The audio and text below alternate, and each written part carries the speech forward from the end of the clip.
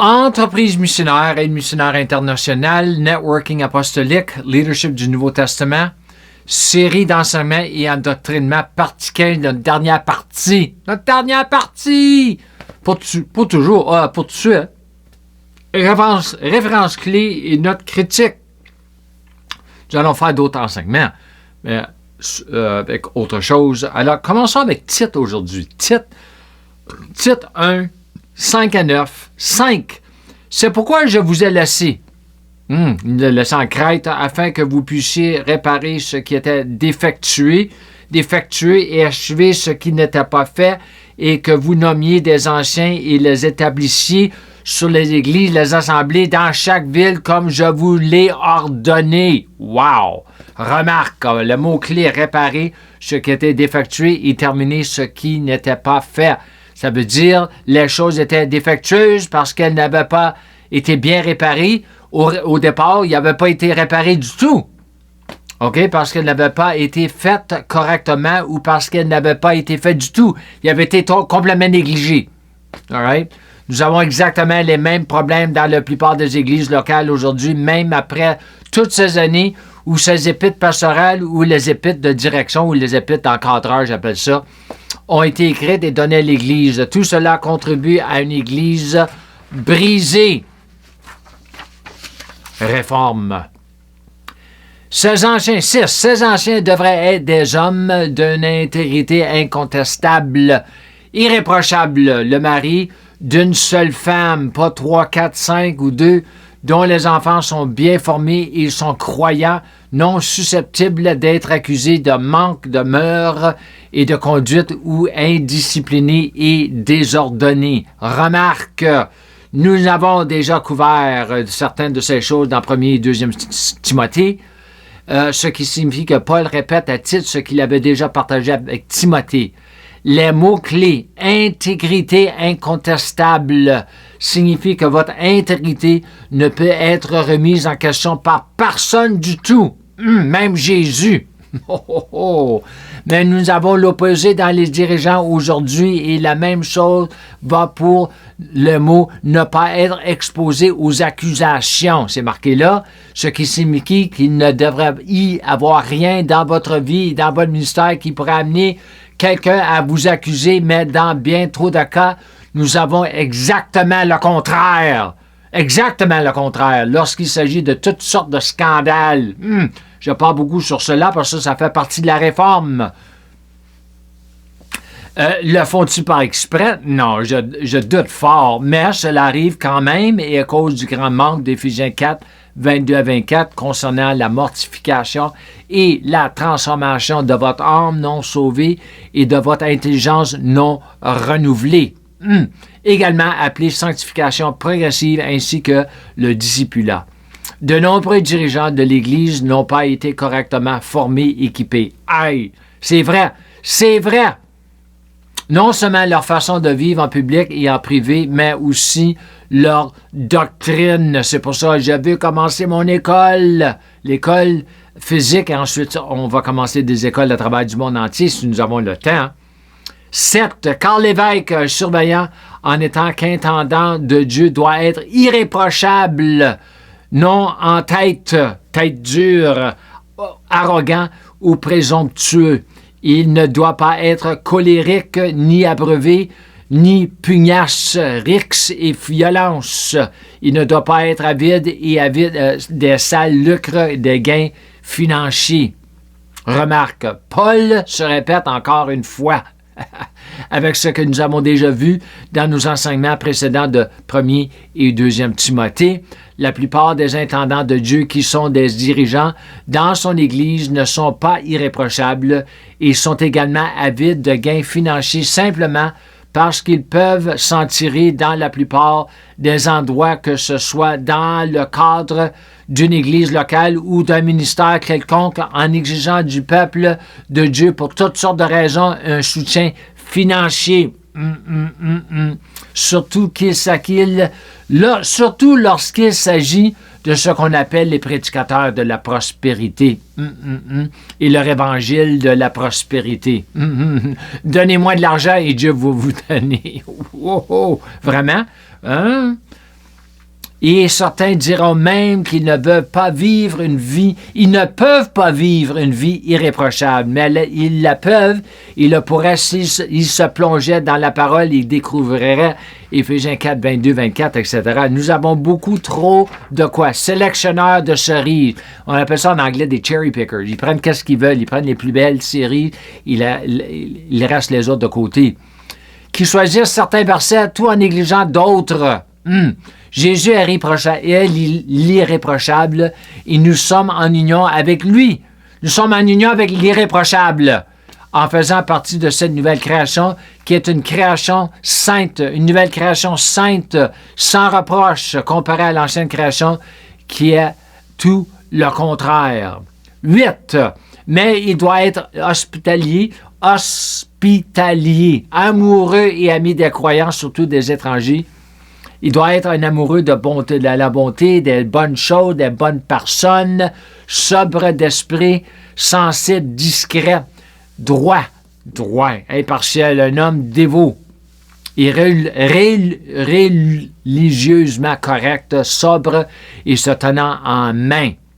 Remarque, je serais le premier à admettre que beaucoup de ces types de versets, qui ne sont pas nécessairement très importants en théologie, doivent néanmoins être une partie vitale de nos vies et la façon d'y parvenir est de prendre ces types de versets et de les semer dans votre cœur comme une graine ou une semence afin d'avoir une récolte. Luc 8:11, j'ai enseigné beaucoup sur cela. 9. Il doit s'accrocher à la parole de Dieu sûre et digne de confiance, telle qu'elle lui est enseignée afin qu'il puisse à la fois donner des instructions stimulantes et des encouragements dans une doctrine saine et réfuter et convaincre ceux qui la contredisent et s'y opposent, montrant l'égaré leur erreur. Il faut leur aider, ceux qui sont égarés, il faut les aider si on peut. Remarque, nous avons beaucoup de personnes qui prétendent s'attacher fermement à la parole de vérité, mais elles le font avec une mauvaise interprétation qui conduit à une doctrine fausse et non une doctrine saine. Dans ce verset, nous avons lu, il est dit, comme il l'a appris, ce qui signifie quoi? Ce qui signifie que comme Paul lui-même l'a enseigné à Tite, nous devons nous assurer que ceux qui nous enseignent la parole le font en la divisant correctement et non en la divisant incorrectement. Très important. Même moi, qu'est-ce que je vous enseigne? Je sais que ce que j'enseigne, c'est bon, mais plus que bon. Paul avait la bonne doctrine, il avait la bonne révélation, il avait la bonne interprétation qu'il a reçu de l'Esprit dans lequel nous avons également accès à tout ce que l'Esprit voudrait nous révéler. Mais nous devons également nous assurer que quoi? Tout ce qui est enseigné par l'homme vient de l'Esprit et non de la chair. Nous devons également nous assurer que ceux qui cherchent à nous contredire sont traités de la bonne manière afin qu'ils puissent se rendre compte de leurs erreurs et commencer à enseigner ce qui est juste. Lorsque vous enseignez une doctrine saine, vous rencontrerez ceux qui essaieront de s'opposer à vous en essayant de vous convaincre que vous êtes celui qui est à tort. Alors que tout le temps, ce sont eux qui sont à tort. Et vous devrez peut-être les éviter à tout prix. Des fois, il faut, sors de ma maison. Je ne viens pas me voir. Appelle-moi pas. Les bloquer sur le Facebook. J'ai bloqué beaucoup. Je bloque. Je suis un bloqueur. Un blogueur, mais un bloqueur. Cela fait partie des controverses qui affligent l'Église depuis de nombreuses années et depuis nombreux siècles. Avançons à Tite 2, chapitre 2, 1, ensuite 7 et 8. Mais en ce qui vous concerne, enseignez ce qui convient à une doctrine saine, le caractère et une vie juste qui identifie les vrais chrétiens. Remarque, la doctrine saine est quelque chose à laquelle l'apôtre Paul ne cesse de faire référence dans ses épîtres, mais surtout dans ses épîtres pastorales. Et plus votre doctrine devient saine, plus votre marche avec le Seigneur devient saine, y compris ceux que vous formez comme disciples. Personnellement, je suis absorbé et passionné par la saine doctrine depuis des années maintenant. Faire de bons disciples de Jésus est essentiel pour avoir des églises locales saines et, en fin de compte, une église et un corps de Christ saint afin de mener à bien la grande mission, l'évangile du salut du monde. Tout cela est si essentiel dans notre transformation en son image afin que nous puissions finalement arriver à ce lieu d'imitation de Jésus. Car Jésus vit sa vie à travers son propre corps où il le veut. Beaucoup d'entre nous sont des disciples et des imitateurs de certains prédicateurs et enseignants que nous admirons. Et ce n'est pas mal tant que leur doctrine est saine et approuvée par Dieu, mais si ce n'est pas le cas, vous devez arrêter ces bêtises dès que possible. Les bêtises. Toute personne qui mérite d'être imitée vous mettra finalement sur le chemin droit et étroit qui est la clé pour marcher dans votre filiation. Jésus a marché sur... Il était le chemin étroit. Il est le chemin étroit et droit. L'Église est remplie d'hommes et de femmes bons. Yeah, ils sont bons, qui font de bonnes choses, très bons. Pas toujours, mais je dis, nous en avons, qui font des bonnes choses, mais. En anglais, c'est meilleur. They do the good things, but not the right things. C'est différent. En anglais, en français, j'ai pas trouvé une bonne traduction encore. Jésus n'a pas fait les choses correctes. Ils font de bonnes choses, mais ils ne font pas les choses correctes comme Dieu veut qu'ils fassent. Tu vas faire quelque chose de bon, et ensuite, Jésus veut te corriger, ou dans le jugement, il va te corriger. Oui, je sais qu'est-ce que tu as fait. Je ne suis pas stupide. Je sais qu'est-ce que tu as fait, mais c'est pas ça que je t'ai demandé de faire. Oh, j'étais en Afrique. Oui, je t'ai pas demandé d'aller en Afrique. Je t'ai demandé d'aller en Europe, ou je t'ai demandé d'aller en Asie. Ou je t'ai même pas envoyé, c'est pas moi qui t'ai envoyé. Oh, ouais, alors je peux pas te récompenser. OK, toute personne qui mérite d'être imitée vous mettra finalement sur le chemin droit et étroit pour marcher dans votre filiation. L'Église est remplie d'hommes et de femmes bons qui font de bonnes choses. OK, Jésus n'a pas seulement fait de bonnes choses, mais il a fait les choses que Dieu, son Père, lui montrait de faire. Une Église en mauvaise santé est une Église brisée. Rappelez-vous ce mot sain. Le mot sain, ça veut dire entier, en bonne santé. En bonne santé, hein? Quelque chose qui est sain. 7. Et montrez-vous à tous égards comme un modèle de bonnes actions et de bonnes œuvres, enseignant ce qui est pur, faisant preuve de gravité, ayant le plus grand respect pour la vérité et la pureté des motifs, avec dignité et sérieux. Remarque, Paul parle encore une fois, d'être un modèle pour ceux qu'il dirige, ce qui se retrouve à plusieurs reprises dans les épîtres pastorales, surtout en s'assurant qu'ils enseignent la parole correctement avec beaucoup de sérieux. Et je serai le premier à admettre que nous avons de nombreux prédicateurs qui semblent être très sérieux, un peu trop sérieux pour moi des fois, que possible, mais ce qu'ils crachent, est faux et frélaté, sans avoir un strict respect pour la vérité, mais ils disent et ils pensent qu'ils trompent ceux qu'ils dirigent. Mais ils disent et pensent qu'ils trompent ceux qu'ils dirigent. Ce qu'ils disent, ils trompent ceux qu'ils dirigent. Je ne suis pas du genre à pinailler quand il s'agit de certains prédicateurs et de leur fausse doctrine, mais nous devons aborder le faux qui existe avec la vérité. Il faut aborder le faux avec la vérité. C'est comme ça qu'on aborde le faux en enseignant la vérité. À la place de tout le temps dire « Non, ça c'est faux, ça c'est faux, ça c'est faux, ça c'est faux », commence à enseigner la vérité. Et le monde va voir la différence. Même au sein de mon propre camp, ceux que moi je fais partie un peu avec, je remets souvent en question leur soi-disant révélation qu'ils prétendent avoir reçue du Seigneur, et je suis sûr que beaucoup ou certaines remettront en question certaines des choses que j'enseignerai et que le Seigneur m'a donné lui-même. Alors ça, tu peux pas t'en négliger, tu peux pas te protéger. c'est dur parce que surtout quand tu es dans le public, tu sais, à la maison, c'est pas pire. Mais quand tu es devant le monde t'écoute, après ça, ils veulent te parler ou tout cela. C'est un gâchis doctrinal qui peut causer toutes sortes de frustrations chez les nouveaux croyants et les croyants ignorants.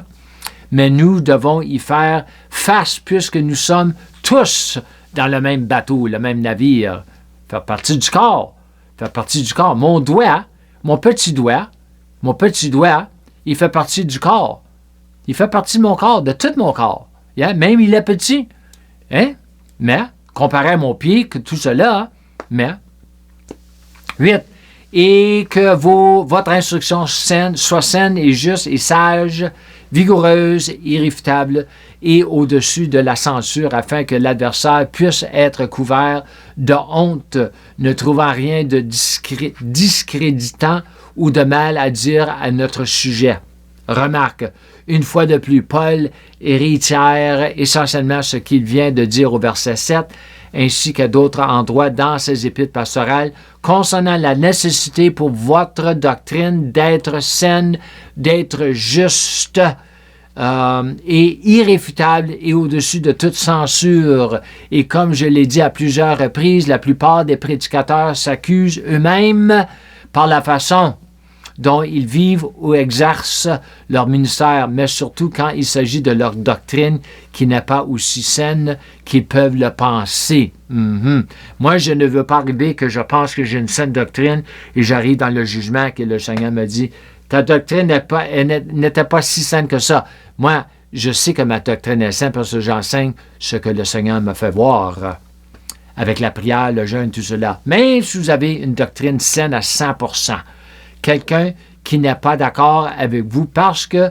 ce que vous enseignez va à l'encontre de ce qu'il lui enseigne lui-même, fera tout son possible pour vous critiquer de la même manière qu'il a critiqué Jésus. Beaucoup ont critiqué Jésus, mais il n'y avait rien à critiquer. Et en ce qui me concerne, nous avons beaucoup trop de spectacles dans beaucoup de prédicateurs dans les églises, en particulier ceux qui sont sur les réseaux sociaux. Oh oui, la minute que tu mets la caméra, ils leur montrent leur gilet, le blablabla. Alors, c'est une parade de mode quand on va à l'église. Ils sont tous bien habillés. Dieu regarde ton cœur. Dieu regarde ton cœur. Jacques 3:1. Pas beaucoup d'entre vous devraient devenir des enseignants, mes frères, quand vous savez que nous, comme enseignants, serons jugés selon une norme plus élevée et avec une plus grande sévérité que les autres. Ainsi, nous supposons la plus grande responsabilité et la plus grande condamnation. Si vous avez des fausses doctrines, vous allez avoir une condamnation, pas par votre salut. Et oui. Remarque, j'ai dit cela à plusieurs reprises dans le contexte du tribunal de Christ où toutes nos œuvres seront examinées et cela inclut notre doctrine et ce que nous croyons, en particulier en tant que ministère de l'Évangile du royaume de Dieu. Beaucoup trop de gens ne comprennent pas les implications lorsqu'il s'agit d'avoir une certaine influence sur un groupe de personnes dans le contexte où ces personnes sont les propres enfants de Dieu qui ont besoin d'être nourris de vérité et non de l'erreur. Arrêtez cela.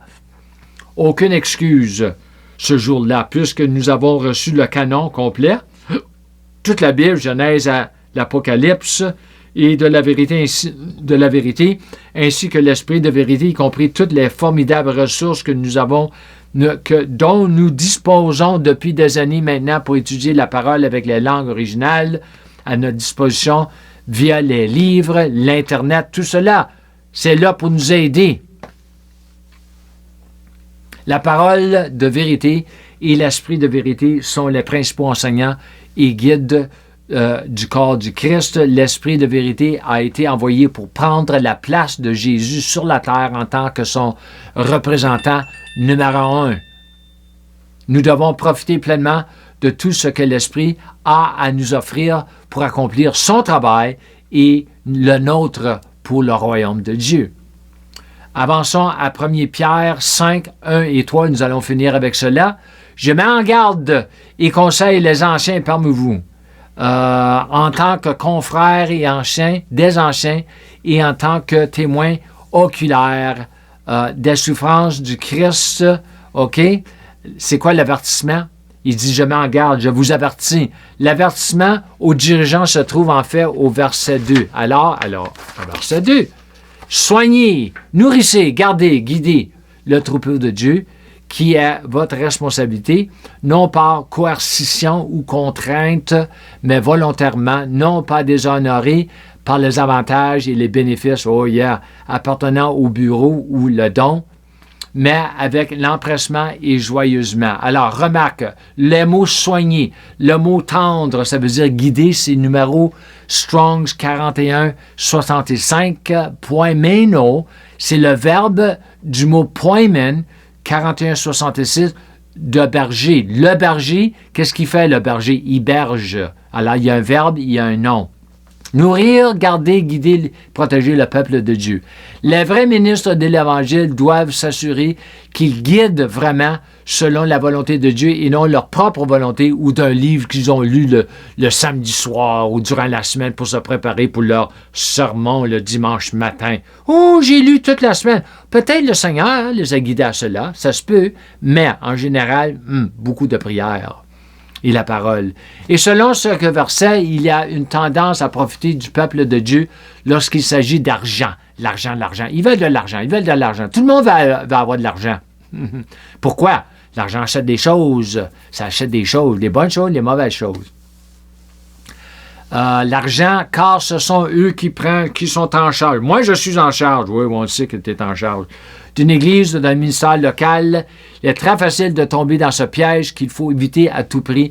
Une fois que vous commencez à compter sur le peuple de Dieu pour de l'argent, vous ne pouvez plus vous arrêter car cela devient de plus en plus facile car bien souvent le peuple de Dieu se sent obligé de donner de l'argent, en particulier lorsque les dirigeants leur enseignent de fausses doctrines en matière d'argent. Malachie 3.10, Luc 6.38, etc. Nous devons enseigner tout cela dans le contexte d'Éphésiens 4.11-16, aux côtés de 1 Corinthiens 12, certainement concernant le corps. Je dirais que certains dirigeants commencent bien en ne voulant pas s'appuyer sur des gens ou sur des gadgets pour générer du capital, mais ils finissent par faire exactement le contraire de ce qu'ils ont dit qu'ils ne voulaient pas faire pour différentes raisons. Il y a toutes sortes de raisons pourquoi ils le font, et moi j'ai vu cela personnellement, pas dans ma vie, mais dans une église je faisais partie pour, et ça m'a vraiment bouleversé, et j'ai laissé, pas seulement pour cela, mais ça c'était une des raisons que j'ai laissé. 3. Ne vous dominez en tant que personne arrogante, dictatoriale et autoritaire sur ceux dont vous avez la charge, mais être des exemples encore, modèles de vie chrétienne pour le troupeau, le peuple de Dieu, l'Église. Remarque, certains dirigeants ont naturellement un caractère fort, bien, des fois un peu trop fort, et pensent souvent que cela vient de Dieu, mais c'est de la chair. C'est pourquoi nous devons nous abandonner à tout ce processus de mortification et de transformation. Et une fois de plus, l'apôtre Paul fait référence au fait d'être un exemple. Combien de fois qu'il a dit cela pour le peuple de Dieu, ce qui est un thème récurrent et important tout au long des épîtres pastorales trouvées dans 1 Timothée 4, 12, 2 Timothée 2, 21, Tite 2, 7 à 8, juste pour mentionner une couple de versets. Lorsque vous dirigez quelqu'un, vous l'influencez.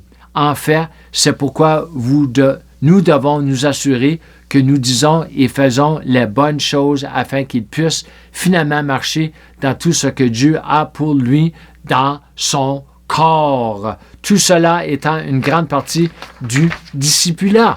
Yes!